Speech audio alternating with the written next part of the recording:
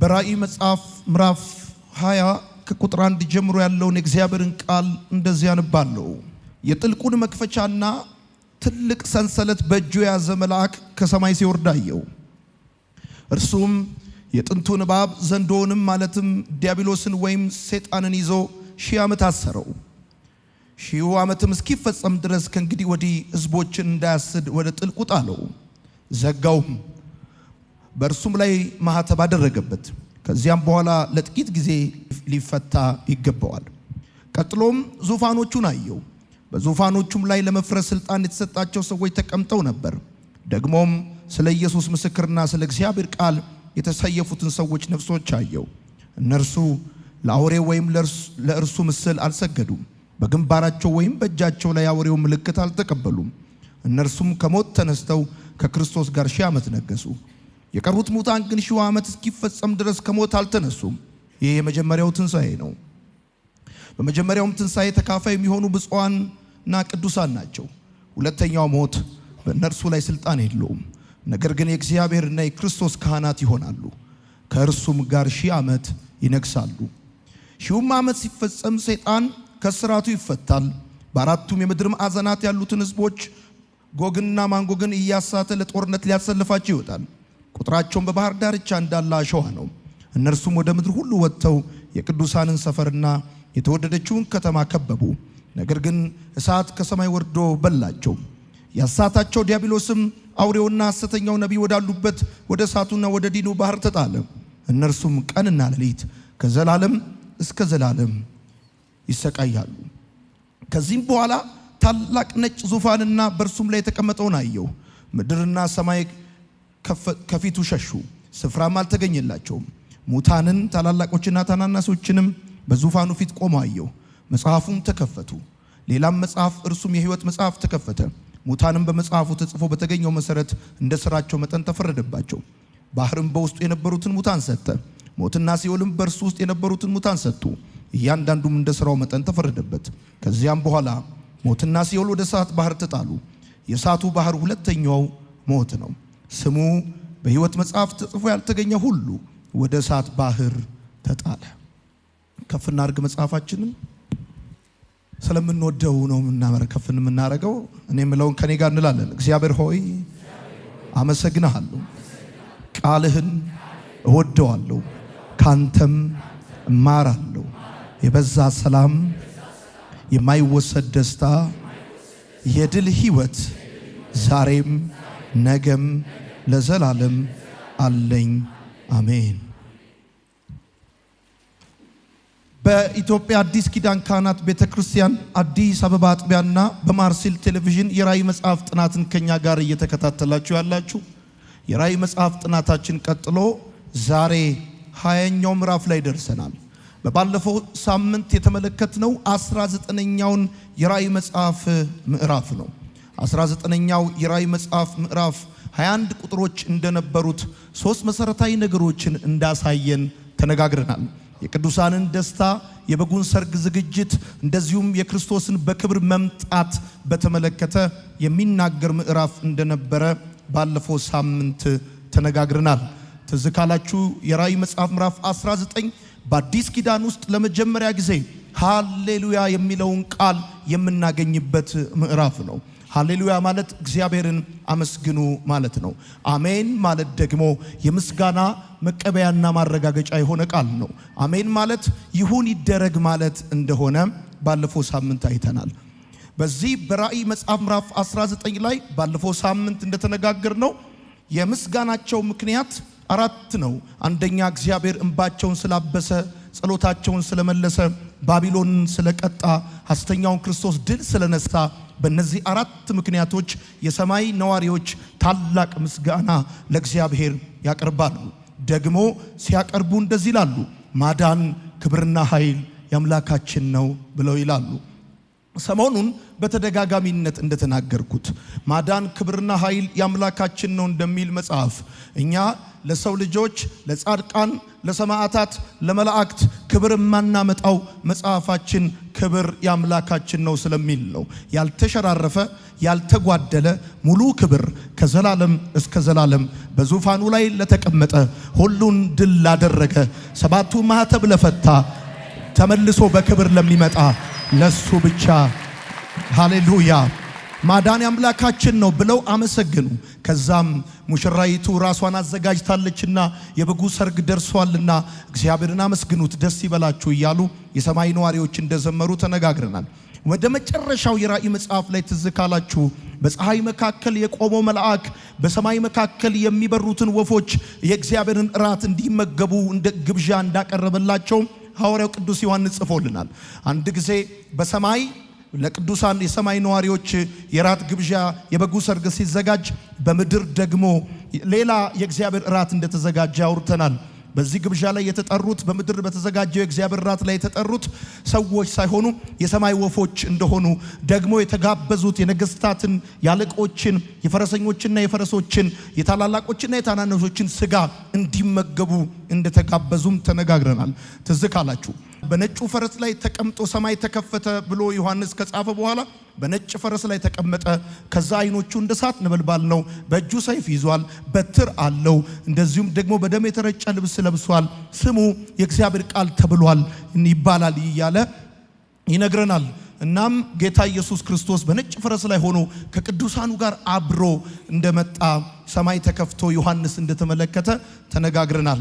እና ቅዱሳን አብረውት ከሱ ጋር ይምጡ እንጂ በእጁ ላይ ሰይፍ የነበረው ግን ጌታ ብቻ ነው። የሚዋጋው ጌታ ብቻ ነው። ሌላው ቅዱሳን ጠቅላላ ለማጀብ ካልሆነ መስተቀር ሊያግዘው አንድም ሰይፍ የያዘ ቅዱስ የለም። እሱ ብቻውን ድል አድራጊ ነው። አምላካችን ታላቅ ነው። ከዛም ሲናገር ምንድነው የሚለው? ዘንዶውንና ሐሰተኛው ነብይ ምን አደረገው ነው የሚለው? ያዘው ነው የሚለው።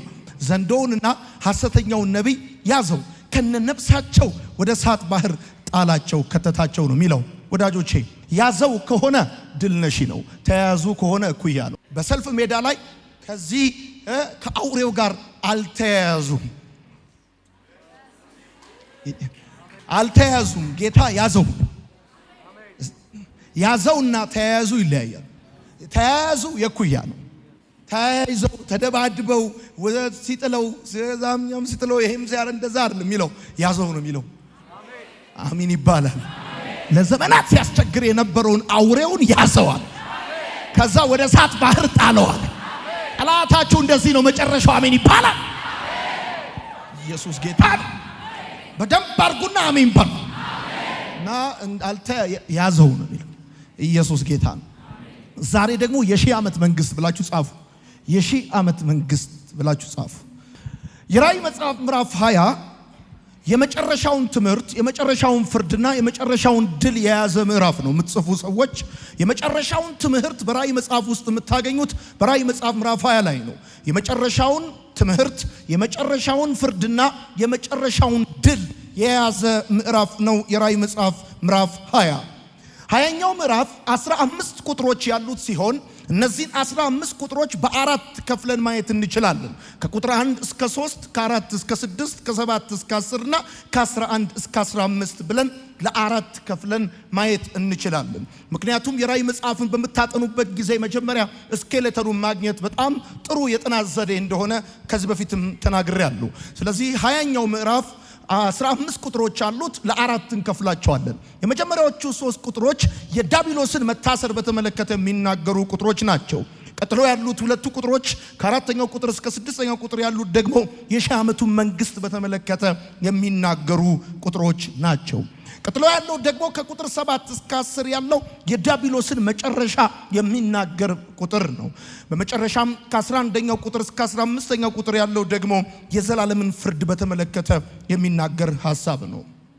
ወዳጆቼ የራእይ መጽሐፍን ለማስጠናትም ሆነ ለማጥናት በሚሞክር ጊዜ ብዙ መጽሐፎችን ለማየት ጥረት በማደርግ ጊዜ በጣም አስቸጋሪውና ከባዱ ምዕራፍ ሆኖ ያገኘሁት 20ኛው ምዕራፍ ነው። እንደውም አንድ የመጽሐፍ ቅዱስ አስተማሪ ሲናገር በዚህ መጽሐፍ ላይ ለማስተማር 7 ዓመት የፈጀብኝ መጽሐፍም ለማዘጋጀት በጣም ብዙ ጊዜ የወሰደብኝ 20ኛው ምዕራፍ ብቻ ነው ብሎ ይናገራል። 20ኛው ምዕራፍ ብቻ በማጥናት 7 ዓመት እንደወሰደበት ይናገራል። ይሄ 20ኛው ምዕራፍ በብዙ የመጽሐፍ ቅዱስ አስተማሪዎችና አዋቂዎች ዘንድ በጣም አጨቃጫቂ የሆነ የመጽሐፍ ቅዱሳችን ክፍል ነው። ለኛ እንደ አዲስ ኪዳን ካህናት ቤተክርስቲያን እምነታችንና አቋማችንን ከዚህ አንፃር አስቀምጠንም ደግሞ የምናልፍበት የመጽሐፍ ቅዱሳችን ክፍል ነው። ይሄ የራእይ መጽሐፍ ምዕራፍ 20 ቁጥር 1 ሲጀምር እንደዚህ ነው የሚለው፣ የጥልቁን መክፈቻና ሰንሰለት የያዘ መልአክ ከሰማይ ሲወርድ አየሁት ብሎ ይናገርና ከዛ በአራት ስም ሰይጣንን፣ ዘንዶውን፣ የቀድሞውን እባብ እያለ በአራት ስም ይጠራዋል እና ያዘው። ከያዘው በኋላ አሰረው፣ ከዛም ወደ ጥልቅ ጣለው። እንደዚሁም ደግሞ የሺህ ዓመቱ እስኪፈጸም ድረስ ሰዎችን እንዳያስት ወደ ጥልቅ እንደጣለው የሺህ ዓመቱ ከተፈጸመ በኋላ ደግሞ እንደሚፈታ በዚህ በሶስት ቁጥሮች ውስጥ ይነግራቸዋል። ስለዚህ እነዚህ ሶስቱ የመጀመሪያ ቁጥሮች የሚያወሩት ምንድነው? ዮሐንስ አየው ብሎ ይናገራል። ያየው ነገር ምንድነው? የጥልቁ መክፈቻ የያዘ አለና ከዛም ሰንሰለት ያለው አንድ መልአክ ከሰማይ ወደ ምድር ሲወርድ አየሁት አለ። ከዛም ይሄ መልአክ ያደረገው ነገር የቀድሞውን እባብ የጥንቱን እባብ ሰይጣንን፣ ዘንዶውን፣ አውሬውን ያዘው ብሎ ይናገርና አሰረው። ካሰረው በኋላ ለሺህ ዓመት እንዳሰረው ለምን ያህል ጊዜ እንደሚታሰርም ይነግራችሁና ከዛም ቅዱሳንንና ሰዎችን ለነዚህ ሺህ ዓመታት ወይም ለሺህ ዓመት ሰዎችን እንዳያስት ወደ ጥልቁ እንደጣለው የሺህ ዓመቱ ሲያልቅ ደግሞ ከእስራቱ እንደሚፈታው እነዚህ ሶስት ቁጥሮች ይነግሯቸዋል። ስለዚህ በዚህ ቦታ የምትመለከቱት ነገር ምንድነው? አንድ መልአክ የጥልቁን መክፈቻ ይዞ ከሰማይ እንደወረደ ታያላችሁ። ተዝካላችሁ የራእይ መጽሐፍን ማጥናት ስትጀምሩ ምዕራፍ 1 ቁጥር 18 ላይ ይሄ መክፈቻ የማን መክፈቻ እንደነበረ መጽሐፉ ይነግራቸዋል። እንደዚህ ይላል፣ ሞቼም ነበርሁ፣ እነሆም ከዘላለም እስከ ዘላለም ድረስ ሕያው ነኝ፣ የሞትና የሲኦል መክፈቻ አለኛል። አሁን ይሄ መልአክ የተሰጠው መክፈቻ የጌታ መክፈቻ ነው። ለዚህ መልአክ መክፈቻው የተሰጠበት ምክንያት የጌታን ፍቃድ እንዲፈጽም፣ የጌታን ሐሳብ እንዲያስፈጽም ነው። የእግዚአብሔር ሐሳብ ምንድነው? ለዘመናት ሰዎችን ሲያስቸግርና ሲያሰቃይ የነበረውን ሰይጣን ይሄ መልአክ እንዲያስረው፣ አስሮም ወደ ጥልቁ እንዲጥለው ለስንት ጊዜ? ለ1000 ዓመት እንዲያስረው እግዚአብሔር ለዚህ መልአክ ስልጣን ሲሰጠው ትመለከታላችሁ። ስለዚህ በጣም የሚገርማችሁ ሰይጣን እኮ እንኳን አይደለም የሌላዎቻችሁን ቀርቶ አይደለም የራሱን ተከታዮች መገኛ መኖሪያ ቦታ እንኳን ቁልፍ ሳይኖረው በባዶ የሚያነጅብ እንደሆነ ትመለከታላችሁ። የሞት ቢሆን የሲኦል ቁልፍ ያለው እግዚአብሔር እጅ ነው። የሚያድን የሚከድል ቢኖር እግዚአብሔር ነው። አንዳች ሊያደርጋችሁ እንደማይችል ከዚህ ማወቅ ትችላላችሁ። እናም ደግሞ ይገርማችኋል፣ ለብዙ ሺህ ዓመት ሲያስቸግር የነበረ ሰይጣን ለመያዝ 5፣ 6፣ 10፣ 150 መልአክ ተላከ ሲል አትመለከቱም? አንድ መልአክ መክፈቻ ተሰጠው፣ በእጁ ሰንሰለት ይዟል።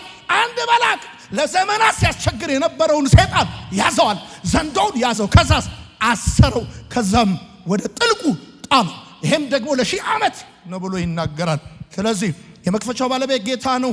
ለመልአኩ መክፈቻ የተሰጠበት ምክንያት ሰይጣን እንዲታሰር እንደሆነ በሶስቱ ቁጥሮች ላይ ትመለከታላችሁ። ከዛ ቀጥሎ የሚናገረው ከ4ኛው ቁጥር እስከ 6ኛው ቁጥር ምንድነው ካላችሁ የሺህ ዓመት መንግስትን በተመለከተ ሐዋርያ ቅዱስ ዮሐንስ ይጽፍልናል። ጌታ ኢየሱስ ክርስቶስ ለሺህ ዓመት በምድር ላይ እንደሚነግስ ሐዋርያ ቅዱስ ዮሐንስ በራእይ መጽሐፍ ምዕራፍ 20 ላይ ይነግረናል ማለት ነው። ወዳጆቼ መቼም በተለያየ መንገድ ስለ ሺህ ዓመቱ መንግስት እንደሰማችሁ እንዳነበባችሁ እንደተነገራችሁ ተስፋ አደርጋለሁ። እኛ እንደ አዲስ ኪዳን ካህናት ቤተክርስቲያን የሺህ ዓመቱ መንግስት በተመለከተ ምን እናምናለን የሚለውንም ሐሳብ አሁን አስቀምጥላችኋለሁ። የሺህ ዓመቱ መንግስት በተመለከተ በጣም ብዙ ምልከታዎች አሉ። ለምሳሌ ከነዚህ ምልከታዎች መካከል የጆቫ ዊትነሶች፣ የባፕቲስቶች፣ የሪፎርምድ ክርስቲያኖች እንደዚሁም ደግሞ ሌሎችንም ማንሳት ይቻላል። የካቶሊኮች፣ የኦርቶዶክሶች በጣም ብዙ ቪው አለ በዚህ በሺህ ዓመቱ መንግስት ሐሳብ ላይ በተመሰረተ ማለት ነው። የመጀመሪያው ምልከታ ምንድነው ካላችሁ የሺህ ዓመት መንግስት የሚባል ነገር የለም ብለው የሚያምኑ አሉ። እነዚህ የሺህ ዓመት መንግስት የለም ብለው የሚያምኑ ምንድነው እምነታቸው ብላችሁ ከጠየቃችሁ ጌታ በመንፈሱ ዓለምን የሚገዛበት እንጂ በአካል መጥቶ የሚነግስበት ዘመን የለም እንደውም ሰይጣን የታሰረው በክርስቶስ ኢየሱስ ሞትና ትንሣኤ ነው። የተሸነፈውም ደግሞ በመጀመሪያው መምጣት ነው። የሺህ ዓመት መንግስት የሚል ሐሳብ መጽሐፍ ቅዱስ ላይ ስትመለከቱ ቤተክርስቲያን ተልእኮዋንና ዓላማዋን የምታስፈጽምበትን የቤተክርስቲያንን ዘመን የሚያመለክት ነው። አሁን እኛ ያለነው በሺህ ዓመት መንግስት ውስጥ ነው ብለው ይላሉ። የሺህ ዓመት መንግስት ምሳሌ ነው እንጂ ቃል በቃል አይፈጸምም የሚል እምነት ያላቸው የሺህ ዓመት መንግስት የሚባል ነገር የለም ብለው የሚሉ አሉ። ስለዚህ የመጀመሪያው የሺህ ዓመት መንግስት የለም ብለው የሚያምኑ አሉ። ሁለተኛው ደግሞ ድህረ ሺህ ዓመት አመለካከት ያላቸው አሉ። የሺህ ዓመቱን መንግስት በተመለከተ እነዚህ የሺህ ዓመት መንግስት የሚለው ሐሳብ ጊዜው የሚያመለክተው ጌታ ካረገበት ተመልሶ እስከሚመጣበት ወንጌል በስልጣን የሚሰበክበት ክርስቶስ በቤተ ክርስቲያን ላይ በኃይል የሚነግስበት አማኞች በምድር ላይ ተጽዕኖ ፈጣሪ የሚሆኑበትን የሚያመለክት ነው እንጂ ጌታ በአካል ተመልሶ በምድር ላይ የሚነግስበት አይደለም ብለው ይላል። ከነዛኞቹ የሚለዩበት የተወሰነ ሐሳብ አላቸው። ሶስተኛው የቅድመ ሺህ ዓመት አመለካከትና እምነት ያላቸው ናቸው። እነዚህ ደግሞ የአዲስ ኪዳን ካህናት ቤተክርስቲያን አማኞችና ቤተክርስቲያንንም ጨምሮ የሚይዝ ይሆናል። ይሄ የቅድመ ሺህ ዓመት አመለካከት ወይም ደግሞ በዚህ አይነት አስተምሮ የሚያምኑ ምንድነው የሚሉት? ከታላቁ መከራ በፊት ከተነጠቀችው ቤተክርስቲያን ጋር ጌታ ኢየሱስ አብሮ በአካል ተመልሶ ይመጣል። ሐሰተኛውን ክርስቶስ ድል ይነሳል። የሰላምን መንግስት በምድር ላይ ይመሰርታል። ቅዱሳን ከጌታ ጋር ለ1000 ዓመት በምድር ላይ ይነግሳሉ ብለው የሚያምኑ ማለት ነው። እኛ እንደ ቤተ ክርስቲያን የምናምነው የምናስተምረው ይሄንን ነው። የዚህ ቸርች ቤተ ክርስቲያን አባላት አስተማሪዎች የሆናችሁ ልብ ብላችሁ እንድሰሙ ይፈልጋሉ። ምክንያቱም በራእይ መጽሐፍ ምዕራፍ 20 ላይ ጌታ ኢየሱስን የምትመለከቱት ከቅዱሳን ጋር በሰማይ ሳይሆን በምድር ነው። ከዛም ሲቀጥል ደግሞ በራእይ መጽሐፍ ምዕራፍ 5 ቁጥር 10 ላይ ጌታ ራሱ ምድራዊ መንግስትን ለቅዱሳን ለቤተ ክርስቲያን ተስፋ እንደገባላት ማስታወስ ተገቢ ነው። እንደዚሁም የብሉይ ኪዳን ነቢያቶች ራሳቸው ስለ ሺህ ዓመት መንግስት ተናግረዋል። በኒቅያ ጉባኤ 3:25 ላይ ተቀባይነት ያገኘው ሐሳብ የቅድመ ሺህ ዓመቱ የአመለካከት እንደሆነ እንድታስታውሱ ፈልጋለሁ። ስለዚህ ጌታ ኢየሱስ ክርስቶስ ትዝ ካላችሁ ስንማርም እንደነበረው ከታላቁ መከራ በፊት ቤተክርስቲያን ትነጠቃለች። ከታላቁ መከራ በኋላ እና በታላቁ መከራ ጊዜ የሚሆነው ነገር በጠቅላላ ከሰማይ ላይፍ ቤተክርስቲያን አብራ ከጌታ ጋር ታያለች እያልን የቆየን ሰዎች እና አሁን የሺህ ዓመቱ መንግስት ጊዜ ሰይጣን ለ1000 ዓመት ታስሮ ወደ ጥልቁ ሲጣል ጌታ ኢየሱስ ክርስቶስ ጦርነት የሌለበት፣ በሽታ የሌለበት፣ ሐዘን የሌለበት፣ ረሃብ የሌለበት መንግስት በምድር ላይ ይመሰርታል። በራእይ መጽሐፍ ምዕራፍ 5 ቁጥር 10 የእግዚአብሔር ቃል ሲናገር እንደዚህ ይላል፣ መጽሐፉን ትወስደን ማኅተሞቹንም ትፈታ ዘንድ ይገባሃል፣ ታርደሃልና በደምህም ለእግዚአብሔር ከነገድ ሁሉ ከቋንቋም ሁሉ ከወገኑ ሁሉ ከሕዝብ ሁሉ ሰዎችን ዋጅተህ ለአምላካችን መንግስትና ካህናት የሆኑ ዘንድ አደረግካቸው፣ በምድርም ላይ ይነግሳሉ። ይሄ ቃል መፈጸም አለበት። ይሄ ቃል እስኪፈጸም እንጠብቃለን። በምድርም ላይ ይነግሳሉ እያሉ አዲስን ቅኔ ይዘምራሉ። እነዚህ ከነገር ከቋንቋ የተዋጁት ከጌታ ጋር በምድር ላይ ይነግሳሉ።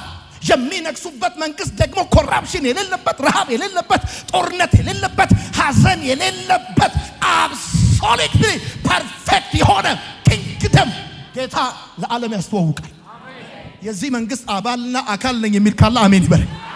ራእይ መጽሐፍ ምዕራፍ 5 እንደዚህ ነው የሚለው፣ መጽሐፉን ትወስድ ዘንድ ማኅተሞቹንም ትፈታ ዘንድ ይገባል፣ ታርዳሃልና። እዚህ ቃል ላይ እኔ በጣም ነው ማምነው። if you pay the price you deserve ዋጋውን ከከፈልክ ዲዘርቭ ታረጋለህ ማለት ነው። እንዴት አታፍጥጥ ማለት በሌላ አማርኛ አታፍጥጥ ማለት ይገባኛል ለማለት you have to pay the cost። መጽሐፉን ትወስድ ማኅተሞቹን ትፈታ ዘንድ ይገባል፣ ታርዳሃልና በደምህም ለእግዚአብሔር ከነገድ ሁሉ ከቋንቋም ሁሉ ከወገን ሁሉ ከሕዝብም ሁሉ ሰዎችን ዋጅተህ ለአምላካችን መንግስትና ካህናት የሆኑ ዘንድ አደረግካቸው። በምድር ላይ እነዚህ የተዋጁ በክርስቶስ ኢየሱስ ደም የተዋጁ ካህናት የተደረጉ በምድር ላይ ይነግሳሉ። መቼ? በሺህ ዓመቱ ጊዜ። እነሱ በሚነግሱበት ጊዜ ይገርምሃል፣ ጦርነት የለም፣ ረሃብ የለም፣ በሽታ የለም፣ ሐዘን የለም። የሰማኝ ካለ አሜን ይላል።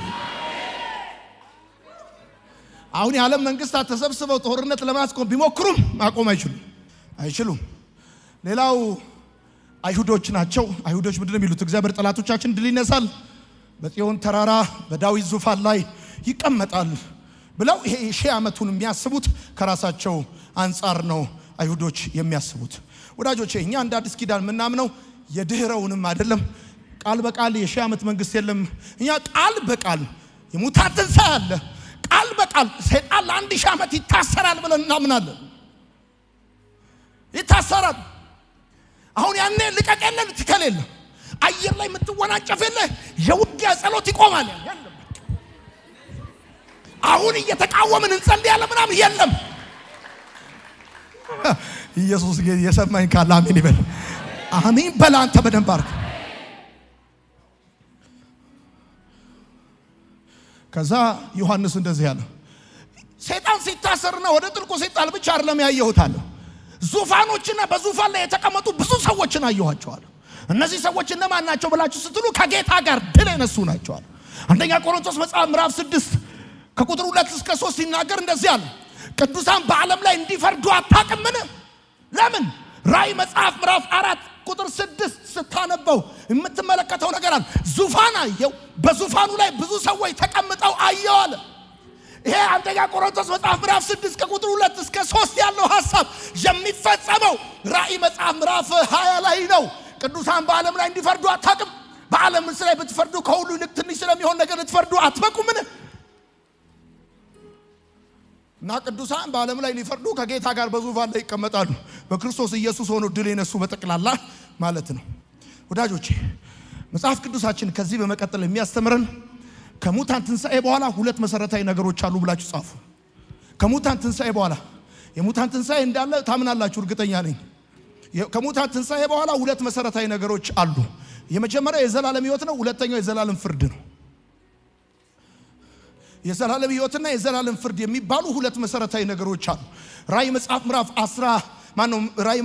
20 እነዚህን ሁለት መሰረታዊ ነገሮችም ያሳየናል። የሙታንን የዘላለም ሕይወትና የሙታን የዘላለም ፍርድን የዘላለም ሕይወትና የዘላለም ፍርድ በተመለከተ ያሳየናል። ከሙታን ትንሣኤ በኋላ እነዚህ ሁለት መሰረታዊ ነገሮች አሉ። የዘላለም ፍርድ የሚባለው በስም አጠራሩ የእግዚአብሔር ፍርድ በመባል ይጠራል። ፍርዱን የሚፈጽመውና የሚያከናውነው ጌታ ኢየሱስ ነው። እኛ ሁላችን ደግሞ በዚህ የፍርድ ወንበር ፊት ልንቆም ይጠበቅብናል ወይም ይገባናል ማለት ነው። ወዳጆቼ በራእይ መጽሐፍ ውስጥ የምትመለከቱት በዚህ 20ኛው ምዕራፍ ላይ የምትመለከቱት ሌላ ሐሳብ ሁለት ትንሣኤዎች እንዳሉ ነው። ጻፉ። ሁለት ትንሣኤዎች አሉ። ሁለት ትንሣኤዎች አሉ። ሁለት ትንሣኤዎች አሉ። እነዚህ ሁለት ትንሣኤዎች ምንድናቸው ብላችሁ ከጠየቃችሁ የመጀመሪያው ያመኑ ቅዱሳኖች ትንሣኤ ነው። ጻፉ። ሁለተኛው ያላመኑ ሰዎች ትንሣኤ ነው። አሁን በዘመን መጨረሻ ተቀላቅሎ መነሳት የለም። ብራዘር ትዝ ካላችሁ ስንሞት በኃጢአት ምክንያት ስንሞት በጅምላ ነው የሞት ነው። ስንድን በጅምላ አንድንም በችርቻሩ ነው። የሰማኝ ካለ አቤት። የሰው ልጅ ሁሉ በኃጢአት ምክንያት ወደቀ። በጅምላ ነው የወደቀው። ሲድን ግን በችርቻሩ ነው የሚድነው። ወንድሜ ጌታ ኢየሱስን ማመን የምትፈልግ እጅን እያነሳ እንጂ በጅምላ መጥቶ የዳነ የለም። እና እንደዚህም ነው በፈለከው መንገድ ሙት። ስትሞት ግን የሙታን ትንሣኤን በተመለከተ ብራዘር በሙታን ትንሣኤ ሁለት ይከፈላል። ይሄ ሙታን ትንሣኤ ሁለቱም መሰለ። የመጀመሪያው ያመኑ ቅዱሳኖች ትንሣኤ ነው። ሁለተኛው ያላመኑ ሰዎች ትንሣኤ ነው። ያላመኑ ሰዎች ካመኑ ሰዎች ጋር ተቀላቅለው አይነሱ። ያመኑ ቅዱሳን ትንሣኤ ከሺህ ዓመቱ መንግስት በፊት በክርስቶስ ቤተክርስቲያን ስትነጠቅ የሚፈጸም ይሆናል። ያላመኑ ደግሞ ከሺህ ዓመቱ መንግስት በኋላ ነው የሚነሱት። ያመኑት ከሺህ ዓመት መንግስቱ በፊት ይነሳሉ። ከጌታ ጋር አብረው ለ1000 ዓመት በምድር ላይ ይነግሳሉ። ያላመኑት ደግሞ ከ1000 ዓመቱ መንግስት በኋላ ይነሳሉ። ሎንግ ታይም ተባብላችሁ ነው። በነገራችን ላይ እነዚህ የድህረ ሺህ ዓመት አመለካከት ያላቸው ሺህ ዓመቱ ውስጥ ነው ያለነው። ሺህ ዓመቱ የሚወክለው ከዚህ ከጌታ ማድረግና በጌታ መምጣት መካከል ያለው እኛ ያለንበት ታይም ነው ብለው ይላሉ። ግን እሱን ካሉ በኋላ አንደኛ ዓለም ጦርነት፣ ሁለተኛ ዓለም ጦርነት እንኳን ተከስቷል። ምክንያቱም በሺህ ዓመት መንግስት ጊዜ ጦርነት የለም፣ ረሃብ የለም፣ በሽታ የለም እና አሁን ያለነው በዛ ሲዝን ላይ ነው ከተባለ ይሄ አንደኛ ዓለም ጦርነት፣ ሁለተኛ ዓለም ጦርነት ከየት ይመጣል? ጌታ ኢየሱስ ራሱ በአካል በምድር ላይ ከቅዱሳን ጋር አብሮ ይነግሳል። አሚን ነው። ስለዚህ የጻፋችሁ ሰዎች ካላችሁ ትንሳኤን በተመለከተ ሁለት አይነት ትንሳኤ ነው ያለው። የመጀመሪያው ትንሳኤ ያመኑ ቅዱሳኖች ትንሳኤ ነው። ሁለተኛው ትንሳኤ ያላመኑ ሰዎች ትንሳኤ ነው። ያመኑ ቅዱሳን ትንሳኤ ከሺህ ዓመት መንግስት በፊት የሚሆን ነው። ያላመኑ ሰዎች ትንሳኤ ደግሞ ከሺህ ዓመቱ መንግስት በኋላ የሚሆን ነው። አሁን 4:6 ይሄን ገባን። ከቁጥር 7 እስከ 10 ብላችሁ ጻፉ።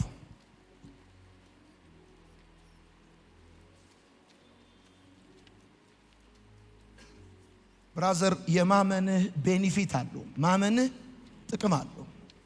ስንዴ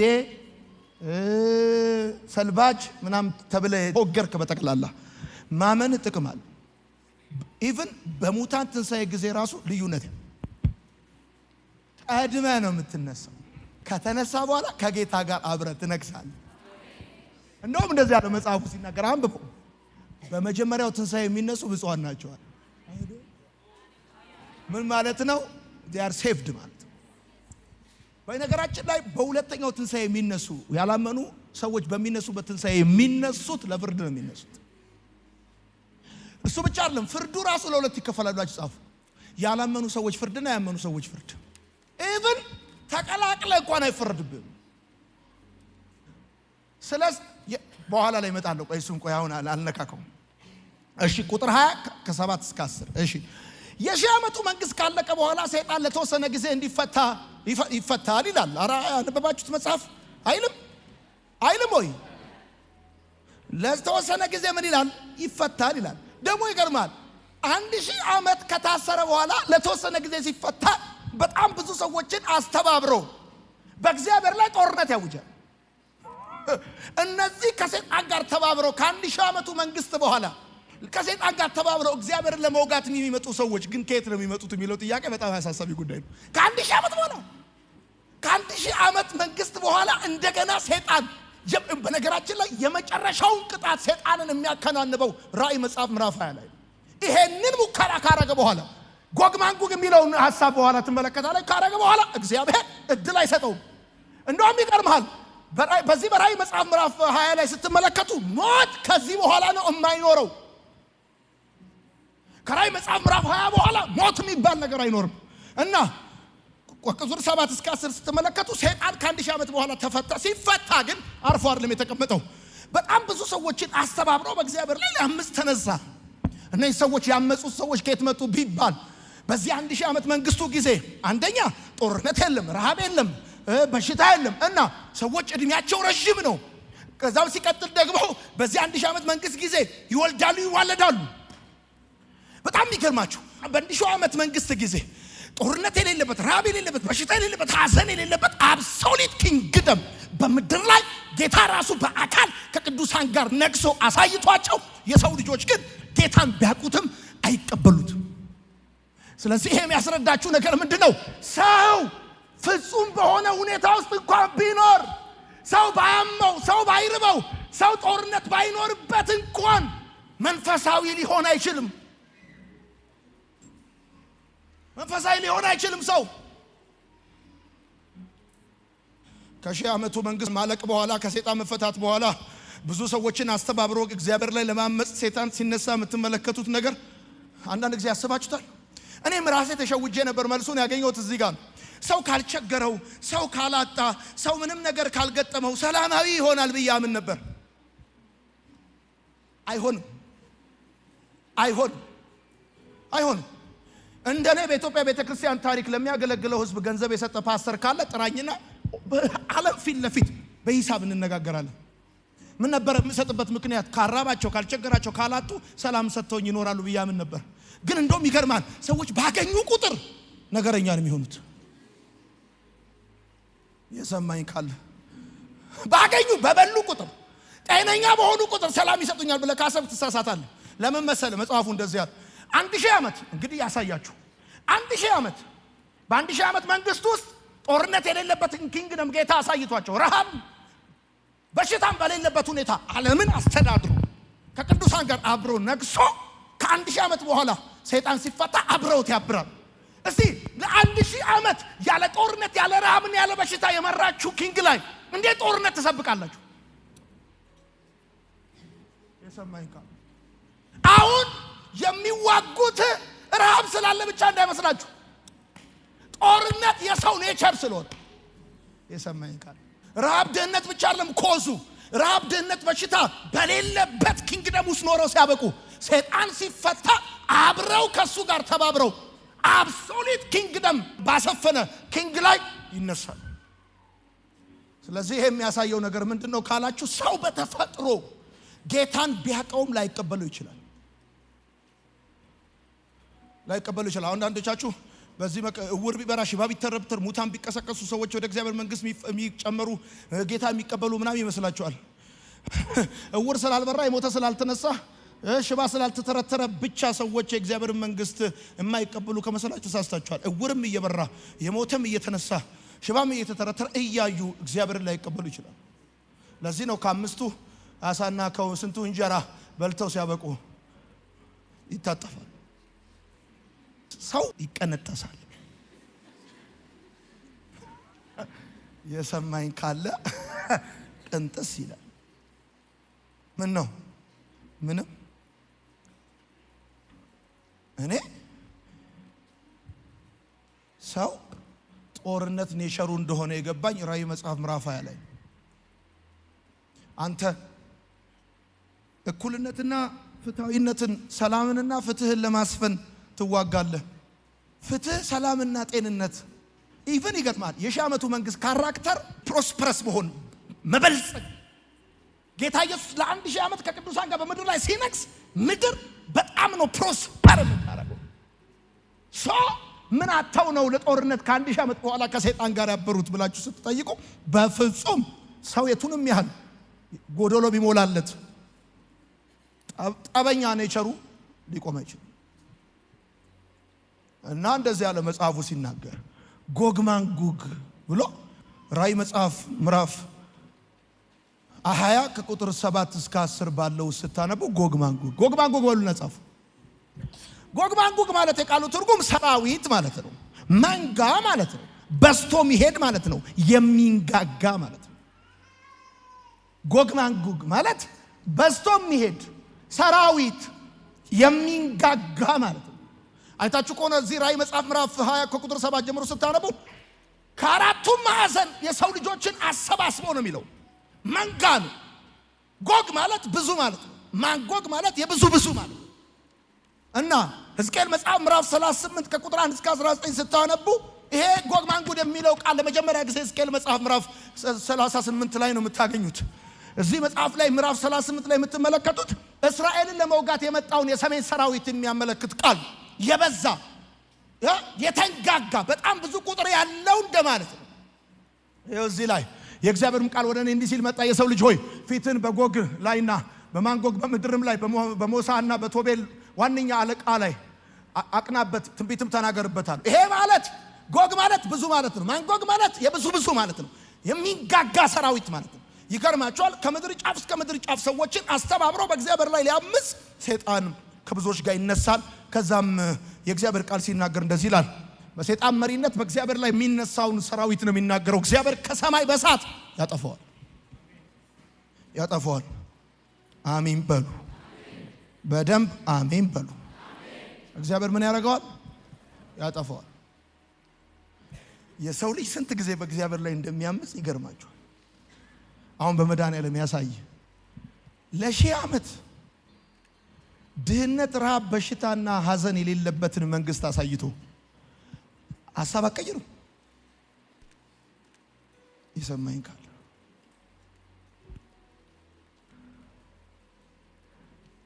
ከዛ ከቁጥር 11 እስከ 15 ያለውን ሐሳብ በተመለከተ ላሳያችሁ። የመጨረሻውን ሐሳብ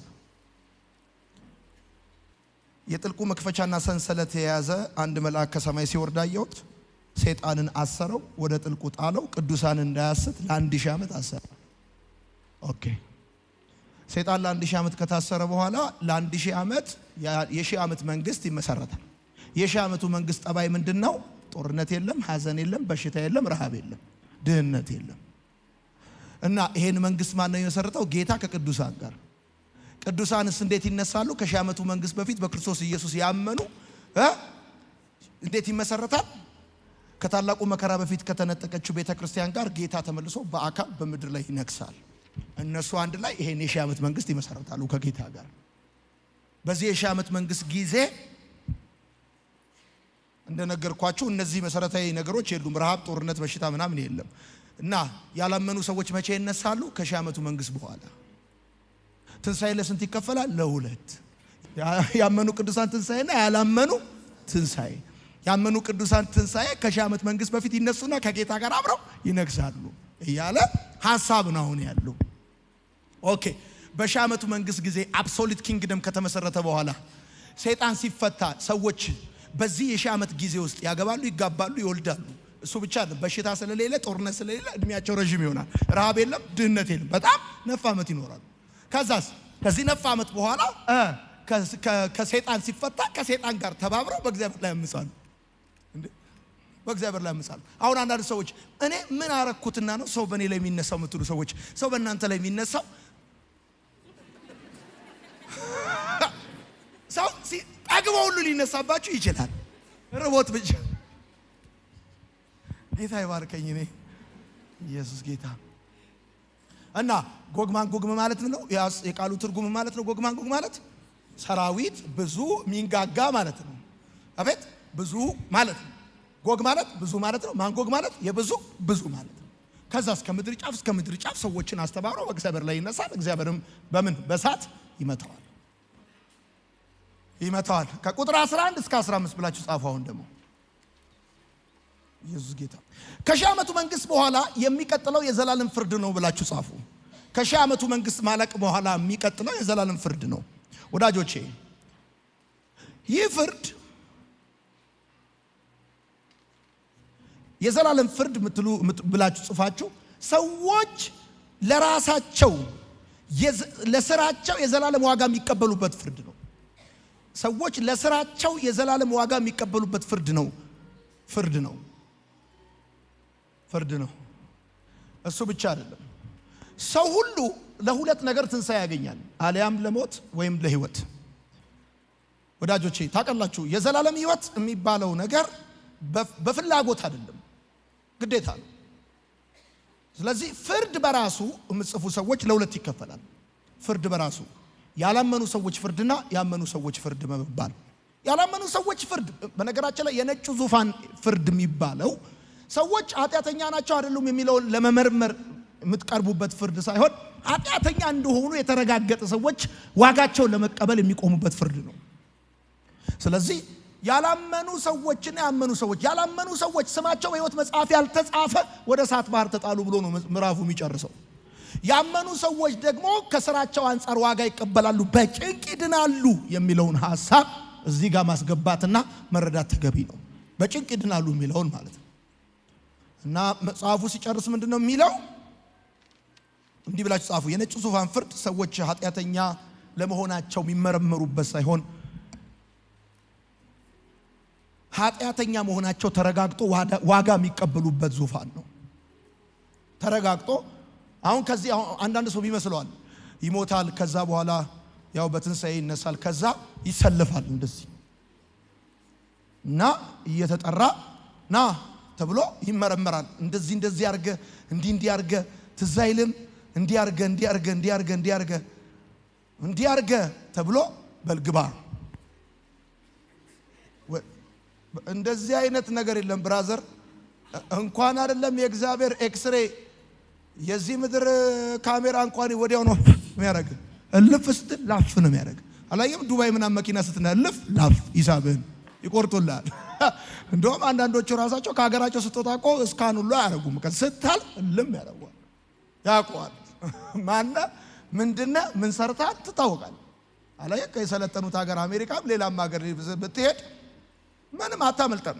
ምንም ነገር አድርጋ አታመልጥ። ብራዘር ልትመረመር አይደል የምትሄደው፣ ተመርምረህ ነው የምትሄደው። ተመርምረህ ነው የምትሄደው። ደግሞ አለ ተመዝግቧል አለ በጣም ደስ የሚለኝ ይሄ ምዕራፍ ሊያልቅ ሲል እንደዚህ የሚለው ሐሳብ ነው። ስማቸው በሕይወት መጽሐፍ ያልተጻፈ አለ። ማን ነው ስሙ በሕይወት መጽሐፍ የተጻፈ? እዚህ ቤት ስሙ በሕይወት መጽሐፍ የተጻፈ በክርስቶስ ኢየሱስ ያመነ ከእሳት አመለጠ፣ ከሞት አመለጠ። ስሙ በሕይወት መጽሐፍ የተጻፈ ከእሳት አመለጠ፣ ከእሳት አመለጠ፣ ከጥፋት አመለጠ፣ ከዘላለም ሞት አመለጠ። አሁን ኢየሱስን የማመን ጥቅሙ ይሄ ነው። ትኬት የቆረጥን ቀን የፕሌን ትኬት እንደምንገባ ከነሰዓቱ እርግጠኞች ነን። ልክ እንደዚሁ ነው። በኢየሱስ ያመንን ቀን ከሞት እንዳመለጥን 100% እርግጠኞች ነን። ከሲኦል እንዳመለጥን 100% እርግጠኞች ነን። አሚን ነው። አዎ፣ ሰፈር ቀየርን፣ አድራሻ ቀየርን፣ ስሙ በሕይወት መዝገብ የተጻፈ ያመንኩ ቀን ጌታዬን ሚል አንድ መዝሙር አለ አይደል? መዝሙር አለ።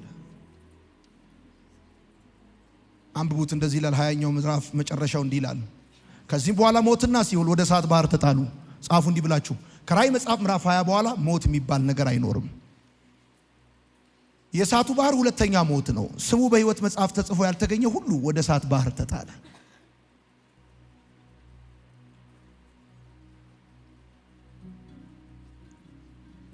ያመንኩት ቀን አምላኬን ጌታዬ ስቀበለው እንደ ግል አዳኜ ስመዘገብ በሕይወት መዝገብ ላይ ጀማመረ ታሪኬ እዚያ ላይ ሰው ሞቶ ሲሸኝ ወደ ቀብር ሁሉም አልቅሶ ይሸኘዋል። ቀብረው ሲመለሱ ታሪኮ መቃብሩንም ይዘነጉታል። የኔ ግን ከዚህ የተለየ ነው። ታሪኬ ቀብር ላይ ያበቃ ወደ ዘላለማዊው አገሬ ጭራሽ ወደ ሌላ ይሻገራል። ያመንኩት ቀን አምላኬን ጌታዬ አትልም ወይ ስቀበለው እንደ ግል አዳኜ ስመዘገብ በሕይወት መዝገብ ላይ ጀማመረ ታሪኬ እዚያ ላይ ያወቅኩት ቀን አምላኬ ጌታዬ ስቀበለው እንደ ግል አዳኜ ስመዘገብ በሕይወት መዝገብ ላይ ጀማመረ ታሪኬ እዚያ።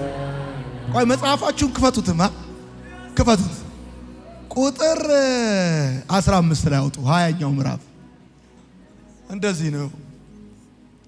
ስሙ በሕይወት መጽሐፍ ተጽፎ ያልተገኛል። ስንት ቢሊየን ህዝብ እንዳለ፣ ስንት ቢሊየን ህዝብ እንዳለ ይገርማል።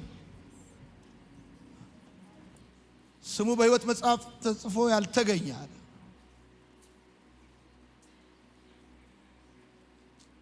የአውሬውን ስምና ቁጥር በግንባራቸውና በቀኝ ክንዳቸው ላይ ያልተቀበሉ፣ የክርስቶስን ስም የተቀበሉ፣ ስማቸው በሕይወት መጽሐፍ የተጻፈ። እኛ ሀገር በብዙ ቦታ ላይ ስም ይመዘገባል። ታውቃላችሁ፣ በመታወቂያ ላይ ይመዘገባል፣ በትምህርት ዶክመንት ላይ ይመዘገባል፣ በብዙ ነገር ላይ ይመዘገባል። አንዳንድ ጊዜ ስትሄድ ፋይል የለም ይለዋል። ደስ ያለው ፋይልን ይደብቀዋል። እና ስሙ በሕይወት መጽሐፍ ላይ ያልተመዘገበ ያልተገኘ ሲል ፋይሉ ተደብቆበት እንዳይመስል። መታወቂያ ይገርመኛል። በዚህ ሁሉ ቢሊየን ህዝብ መካከል ስሜ በሕይወት መጽሐፍ ሄደ ፈልጉልኝ ብለህ እንደዚህ ሰርች የምታረገው አይደለም። እንዲህ ኢየሱስን ያመነ ስታየው ራሱ አይነው ያስታውቃል። ኢየሱስ ሲጠራ እንባው ይፈሳል። ጌታ ሲባል ጉልበቱ ይንበረከካል። ያስታውቃል። ደስ ይበላችሁ። ስማችሁ ከዕድል መዝገብ ላይ ተሰርዞ በሕይወት መዝገብ ላይ የተጻፈላችሁ ደስ ይበላችሁ። ስማችሁ ከጫት ቤት ከሺሻ ቤት ተሰርዞ በሕይወት መዝገብ ላይ የተጻፈላችሁ ደስ ይበላችሁ። ስማችሁ ከዘር ማንዘራችሁ መዝገብ ላይ ተሰርዞ በአባታችሁ ላይ የተጻፈ ደስ ይበላችሁ። ልጄ አይደለሽም የተባላችሁ፣ ሰው አይደለህም የተባላችሁ፣ ኢየሱስን ያመናችሁ ቀን አትረቡም የተባላችሁ ሰዎች ደስ ይበላችሁ። ስማችሁ በሕይወት መዝገብ ላይ ስለተጻፈ ደስ ይበላችሁ። ኢየሱስን ያመናችሁ ቀን እንደ ፋራ እንደ ኋላ ቀር በስንዴና በሰልባጭ እንደተታለለ የተቆጠራችሁ ሰዎች ደስ ይበላችሁ። በዛ ቀን ከእሳት ባህር ታመልጣላችሁ፣ ከሲኦል ታመልጣላችሁ፣ ከጨለማ ታመልጣላችሁ።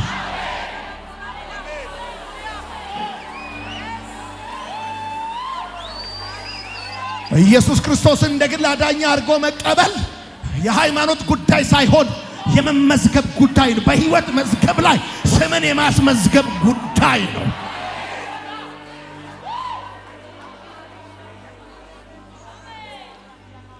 ደስ ይበላችሁ። እኔ የራእይ መጽሐፍን እያጠናው እዚህኛው ምዕራፍ እዚህኛው ቁጥር ላይ ስደርስ ያስታወስኩት ማስታወሻ ደብተሬ ላይ እንባዬ ሲፈስ ነው። ስሙ በሕይወት መጽሐፍ ተጽፎ ያልተገኘ ሁሉ ወደ እሳት ባህር ተጣላል። ኢየሱስን በማመኔ ያመለጥኩት ከጫት ከመጠጥ ካረቄ ከሲጃራ እንዳይመስልህ ከእሳት ባህር ነው። ከእሳት ባህር ከሚባላ ለዛውም ለአንድ ወር ለሁለት ወር አይደለም ለዘላለም ከሚባላ ከእሳት ባህር ነው ያመለጥኩት። ከሲኦል ነው ያመለጥከው፣ ከጥፋት ነው ያመለጥከው። ኢየሱስን በማመን ያተረፍከው የዘላለም ሕይወት ነው።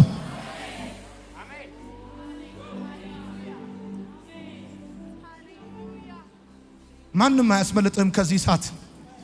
ብራዘር ስሙ በሕይወት መዝገብ ተጽፎ ያልተገኘ ሁሉ ወደ እሳት ባህር ይጣላል። ከዚህ በኋላ ታላቅ ነጭና ዙፋንና በእርሱም ላይ የተቀመጠውን አየሁ። ምድርና ሰማይ ከፊቱ ሸሹ፣ ስፍራም አልተገኘላቸውም።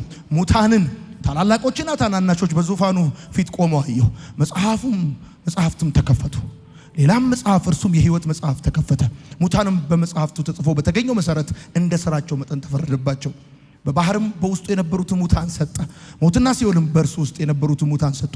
እያንዳንዱ እንደ ሥራው መጠን ተፈረደበት። ከዚያም በኋላ ሞትና ሲኦል ወደ እሳት ባህር ተጣሉ። የእሳቱ ባህር ሁለተኛ ሞት ነው። ስሙ በሕይወት መጽሐፍ ተጽፎ ያልተገኘ ሁሉ ወደ እሳት ባህር እና አምነህ መዳንህን ከዚህ የእሳት ባህር አምነህ አረጋግጠህ ነው